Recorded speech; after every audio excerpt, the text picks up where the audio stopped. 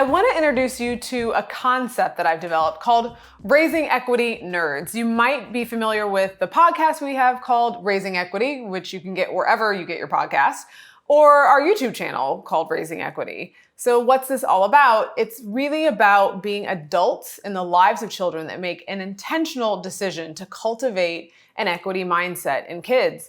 We know that it won't just happen because we want it to, that it happens because we help to scaffold it.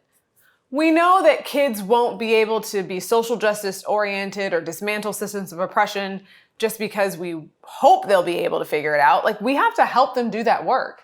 And so the goal of Raising Equity is to raise children who have the knowledge, analysis, and skill to dismantle systems of oppression. So that means knowledge of systemic oppression, to understand that the systems are operating in a way that benefits some and disadvantages others.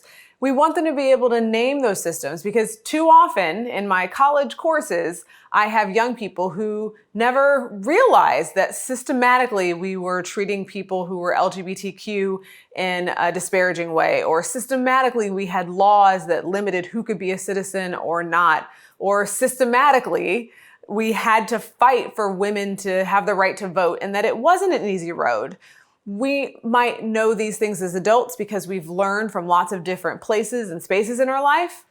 But don't we want to raise kids who have that knowledge from the beginning and not have them wait until they get to college to understand that oppression is operating in a way in our society and that they might be able to have a role in changing things?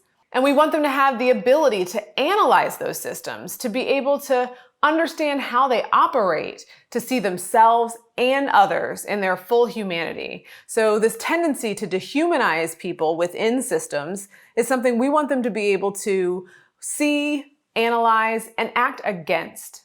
And then the last goal is to have them have some skills to dismantle oppression, to not just be people who can see it and say, oh, that's unfortunate, but be individuals that can act to change things. And we want kids to have the skills to dismantle oppression. We don't want them to just see inequity and say, oh, that's unfortunate. We want them to be able to know how they can create new practices, norms, policies, if they're in positions of power, that can change systems and transform them. So whether they are in the legal field or in their home or in the corporate space, we want children to be able to dismantle systems. They're going to inherit our society. They're going to be the next Supreme Court nominees, the next corporate CEOs. Why not have them practice the skills of being aware of, analyzing, and transforming systems now? Why wait? I know it's a tall order to think about how to give kids these skills, which is why I came up with the acronym Raising Equity Nerds. We think about raising nerds when it comes to academics. We're happy to take them to extra tutoring or to drill them on skills. Why don't we think about raising kids who can be nerds about social justice? That's what this acronym is all about. So it is N. The first step in this acronym is to name it. What's the inequity that's happening? Too often kids don't have the language to say what they're noticing. So for example, if they notice that in their neighborhood there are plenty of places to get fresh fruits and vegetables in grocery stores, but in another area of town, there are none, and the options are convenience stores, you want to name for them that that is about economic and sometimes overlapping with racial inequities. And we want to help them to see the inequities rather than just have them accept them for what they are. I should say, this acronym was used by young kids, middle schoolers, to help them think about not only what they're seeing in their society, in their school, but also to take action. And they were helpful in thinking about how we can make this acronym accessible to kids. The next step is E, educate yourself. So when you see these disparities, these inequities, what's the backstory? How did we get here? Rather than just saying, oh, those people don't want fresh fruits and vegetables. No, how did we really get here? Was there ever a store in this neighborhood that offered those things? How is it that businesses are discouraged from locating in certain neighborhoods and encouraged to locate in others?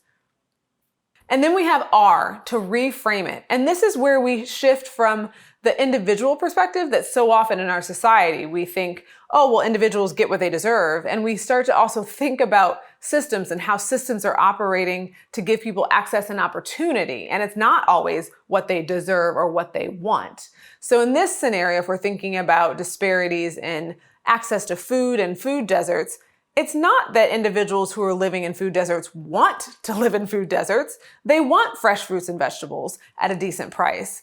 But rather than thinking about it as an individual, oh, they should just be able to access or go to access it, we need to see it as a systemic problem that's happening in our society, not just individual failure.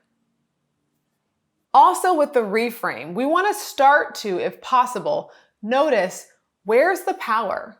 As we understand the system, is there a place where I have power and might be able to leverage my positionality to understand the system or change a system? Not to get ahead, but you want to start to think about reframing this and locating yourself or the child that you're working with.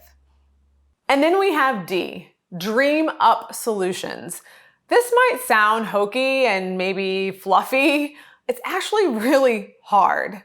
In our society, we are often so stuck in the way things have been and the way things have been done in the past that we actually have a hard time dreaming up what it would look like to have equity because we've become so accustomed to the inequity. So this step really pushes us to say, no barriers, economic or just attitudinal barriers. What would it look like to create a space where there were no food deserts?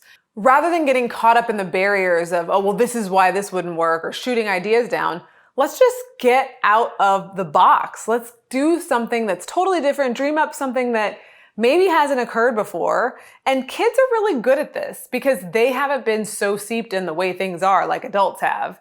So this is where being a kid and having a kid's fresh perspective can be really helpful. And once you start to dream up what could be, you want to think about, all right, is there any part of that I can live out right now? And that brings us to S.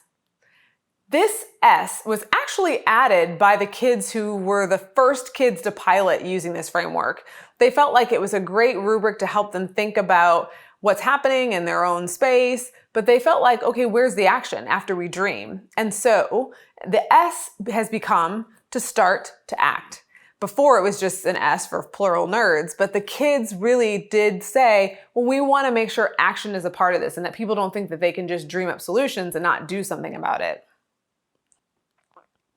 So S for start acting means look for what's the next possible step. What's the smallest action that we could take to live out something closer to equity now?